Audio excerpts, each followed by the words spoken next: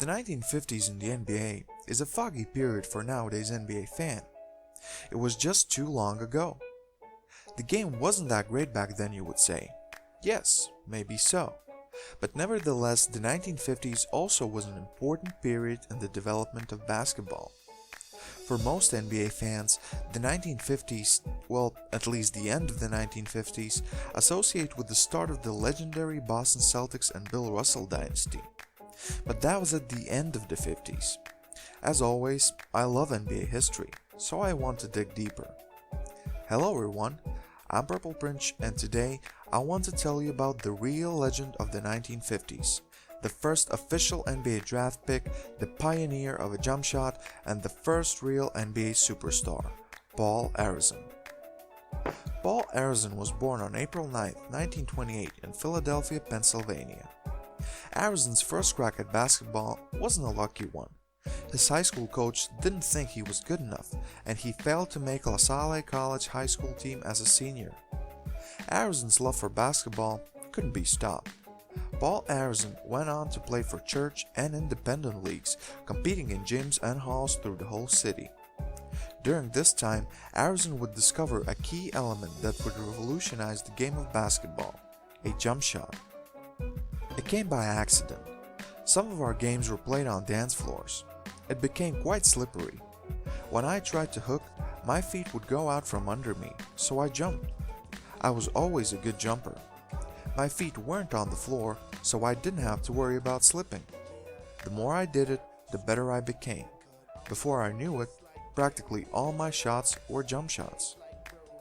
After high school, Paul Arizin made the Villanova College basketball team in 1947 and had 3 great years there. In 1950, Paul Arizin was named the Collegiate Basketball Player of the Year, carrying an average of 25.3 points a game. His official career high in points, though, was 85. He scored against Naval Air Materials Center roster. It is reported that Paul Arizin also scored at least 100 points in a game, but that game was not recognized by the NCAA since it was against a junior college. Eventually, his number 11 was retired in Villanova. In 1950, Arizin won a bunch of awards: Helms Foundation Player of the Year, Sporting News Player of the Year, Consensus First Team All-American, and he was the NCAA Division I scoring leader. His impressive resume was recognized by the Philadelphia Warriors, who drafted Paul Arizin. 1950 was the year the Basketball Association of America, previously known as BAA, was rebranded as NBA, and Paul Arizin was the first official NBA draft pick. Territorial, but still the first. In his first year as a rookie, Paul Arizin averaged 17.2 points and 9.8 rebounds, and by his second year, Paul Arizin was already leading the Philadelphia Warriors and the NBA in scoring, averaging 25.4 points, 11.3 rebounds, and 44.5 minutes of action.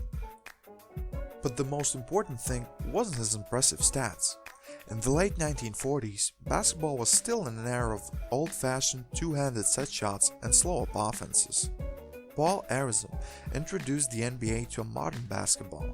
Paul Arizin pretty much showed that there is such a thing as a jump shot, and by the 1952, a few people started to include the jump shot into their offensive repertoire. After 2 years in the NBA, Paul Arizin missed 2 seasons because of the military service in US Marine Corps. In those 2 seasons without Paul Arizin, the Philadelphia Warriors had awful records of 12 wins, 57 losses, and 29 wins and 43 losses. Arizin returned to the NBA for the 1954-55 season, and his skills weren't gone.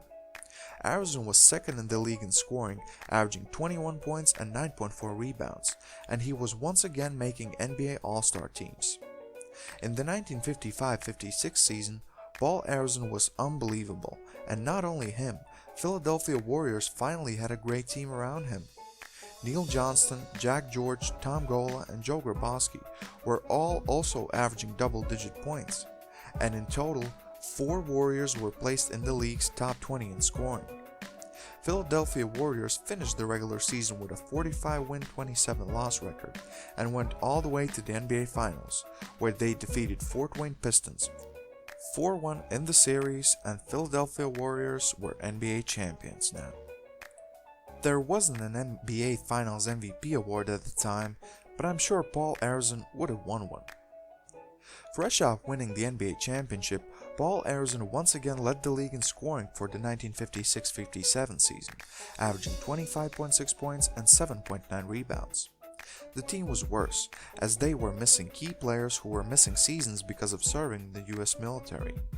With a 37-win, 35-loss record, the Warriors made the playoffs, but were swept in the first round. And this was the year the Boston Celtics' dominance started.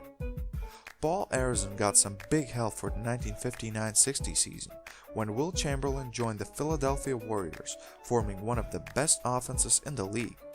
But every time the superiority of Boston Celtics came through. In his final 1961-62 NBA season, Paul Arizin averaged 21.9 points and 6.8 rebounds. He was still a very good player, but decided to retire at the age of 34.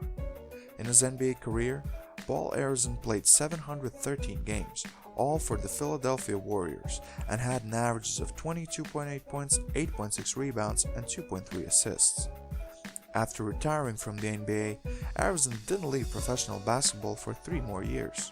He played in the Eastern Professional Basketball League for the Camden Bullets, averaging more than 20 points per game each season and winning the championship in 1964. In 1970, Paul Arizin was named to the NBA Silver Anniversary Team. 7 years later, he was inducted into the Naismith Basketball Hall of Fame. And in 1996, Arizin was selected to the 50 greatest players in NBA history. The pioneer of a jump shot, the first NBA superstar, the first real legend of the NBA, Paul Arizin. Thanks for watching, guys. Hope you enjoyed the video. What are your thoughts on Paul Arizin and his NBA career? Would you put him in the top 50 greatest basketball players of all time? What exactly was his impact on the NBA? Leave a comment below and express your thoughts. If you enjoyed this video, please leave a like. Share it to your friends, and don't forget to subscribe to my YouTube channel.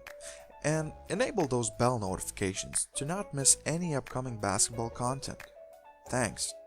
This was Purple Prince, and I'm out.